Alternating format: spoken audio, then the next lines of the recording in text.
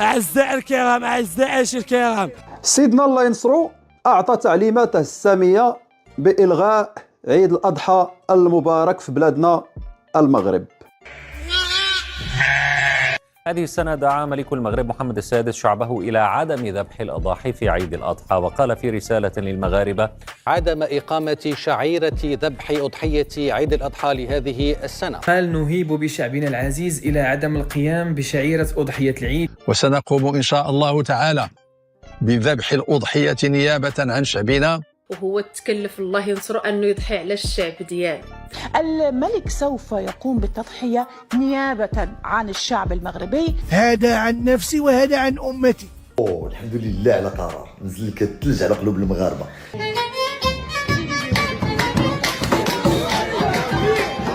اللي يرفع عليهم الحرج ويرفع عليهم الضرر. وهذا الشيء راه مذكور في آية قرآنية: وما جعل عليكم في الدين من حرج. لا يكلف الله نفسا إلا وسعها. القرار الملكي كيقول أن الذبح ما غاديش يكون، بمعنى ما غاديش يكونوا الخرفان، أما العيد غادي يكون إن شاء الله غادي يكون كل شيء، الشعائر كاملة. واحد القوم كيسمع الملك تيجعر تيسعر. وطبعا الجزائريين لقاوها فرصه وبداو كيقول لك راه تعطي لشعائر الله وكيعطيو فتاوي ما عندها علاقه بالواقع. راه لا يجوز الغاء شعيره من شعائر الله، ومن قال لك انها الغيت؟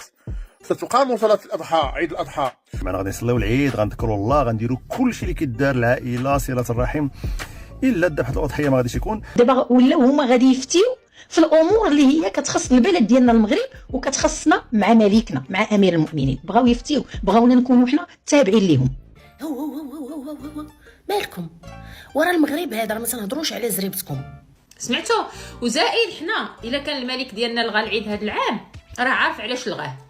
باش نشرح لكم بواحد الطريقه غتفهموا مزيان، حيت بني كلوخ ما كيفهموش. المغرب الغى الاضحيه وهي سنه، شعيره الاضحيه دي الغاها ليه؟ بسبب سنوات الجفاف اللي دازت في بلادنا المغرب، يعني 5 سنوات ديال الجفاف، 5 سنوات بطبيعه الحال ديال قله الاضاحي، يعني الاضاحي في بلادنا المغرب غاديين وكينقصوا. هذا الشيء خلى الاضاحي غاليين بزاف. فمتوسط سعر الكبش الواحد في المغرب بموسم الشراء بين 4 و7 آلاف درهم، أي يعادل 500 دولار وأكثر. راه إلا عيدوا المغاربة هذا العام غادي نرهنوا البلاد لاستيراد الخرفان لسنين طويلة، حقاش غينتهي القطيع في المغرب.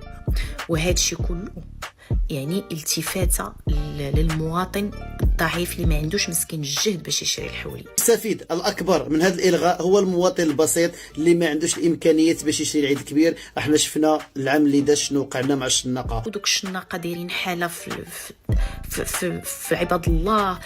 2550 درهم، 51,000 ريال الواحد. ايوا دابا ديك الشناقه اللي كانوا كيوجدوا باش يطحنوا المغاربه ويبيعوا الحواله بمليون و2 مليون، سيروا دابا بيعوهم للجزائر. من شاري تليفون بجملين وما قالش يشري حوالي حتى ب 6000 درهم الشهر. الرجله راه مشات الرجله مع مواليها. والله الا كانوا عندي الفلوس، والله الا كانوا عندي الفلوس. العام هذا غنبيعوا لماتكم القرون ب 40,000 القرون، نبيعوا لهم كم قرون ب 2000 درهم، وسير دابا نشاك علفوهم شويه كاين شويه شاسكون. هي العيد تمنع في المغرب. المغاربة فرحانين ناشطين ماشطين، كلشي تيشطح. خرجوا الجزائر كامل الشارع، باع المرادية، باع قناة النهار، باع ما بقاش البكا ولات تبعبيع باع. هذا النداء كاع خاوتنا المغاربة. قال لك امير المؤمنين يهون بعدم اقامة شعيرة العيد السنة، وهذا امر غير عادي. يعني لا يحق لأي ملك أو أي رئيس يتدخل في العلاقة ما بين العبد وربه. مش ممكن، ما شفتش في الدنيا شعب بيحقد على شعب آخر زي الشعب الجزائري. يا عمي تبون اللي يفهم الشريعة، اللي يفهم الإسلام، اللي ما تطبحش يا المتبعين. وما دخلوك أنت أيها الكرغولي، ما دخلوك أنت. والأغرب من ذلك يا إخوان أنه في دول كافرة لم يلغوا شعائر المسلمين. شحال من واحد مرتبية ولا شنو؟ لو حد لك شرب الخل بعد السكر تجيك حل. انا بغيت نعرف مالكم، هذاك ملك البلاد وقرار ملك البلاد، واش دخلك حنا نلغيو العيد ولا نديرو العيد؟ داكشي شغلنا. خطاب أمير المؤمنين ملك المغرب لشعبه بس. السبب وراء الإلغاء هو أن المملكة المغربية فقط حبت تركز على الملاعب اللي تبني فيهم الكأس الإفريقية، وخاصة ملعب الجزائر، لأنه الجزائريين متعودين على ملاعب كبيرة، فحبت تدير حاجة كبيرة بتليق بالجزائريين. برك هذا ما كان. وعسى وابني كلخون وابني سردون وابني نعجون واش غادي نقول لكم؟ واش حنا كندخلوا في الشؤون الداخليه ديالكم؟ الوحيد اللي من حقه يعقب على هذا الامر هو الشعب المغربي والحكومه المغربيه والملك محمد السادس. دي حاجه تخصهم هم. ربي يكون في عونكم اهل المغرب، وربما تكون هذه المره يكون كاين احتجاج. انتم مالكم هنا واش كنتوا نعيدوا بكم؟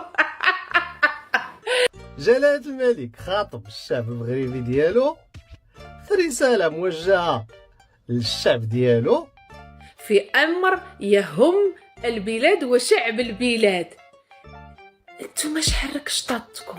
هذا القرار ديال إلغاء عيد الأضحى كيخصنا حنا مغاربة. هذا أمر داخلي بالمغرب.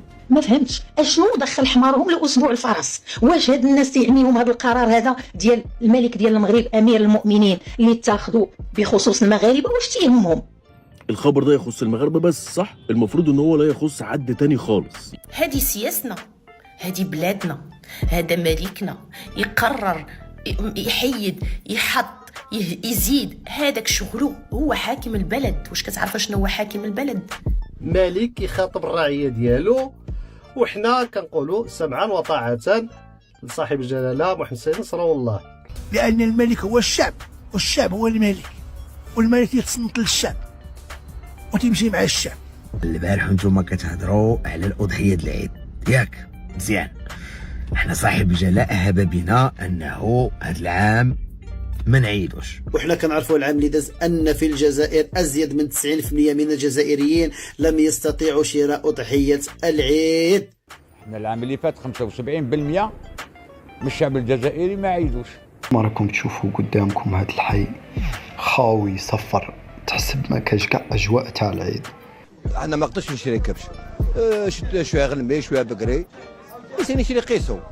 وشوفوا خوتي تاني هذا الحي خاوي على عروشه، تحسب ما ناش في عيد الأضحى المبارك.